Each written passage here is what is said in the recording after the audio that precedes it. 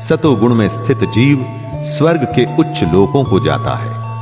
स्वर्ग के उच्च लोक यानी कि जहां ज्ञान होता है, ज्ञानी होते हैं, जहां दुख नहीं होता।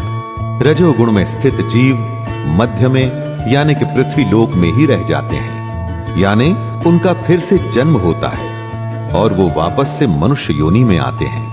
और तमोगुण में स्थित जीव पशु आदि नीच योनियों में नरक को जाते हैं। नीच योनि से मतलब जो मनुष्य नहीं यानी कि जानवर हैं। सत्व, रज और तम ये तीनों गुण भौतिक प्रकृति से ही उत्पन्न होते हैं।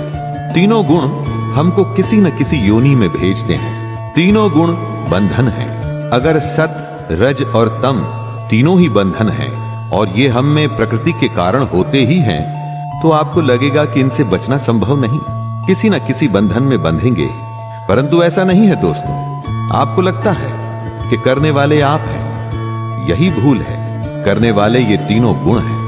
जब कोई मनुष्य प्रकृति के तीनों गुणों के अतिरिक्त अन्य किसी को करता नहीं देखता है और स्वयं को ही दृष्टा रूप से देखता है, तब वह प्रकृति के तीनों गुणों से परे स्थित होकर कृष्ण को परमात्मा जानकर उसके दिव्य स्वभाव को ही प्राप्त होता है। तब आपको ज्ञान की प्राप्ति होती है।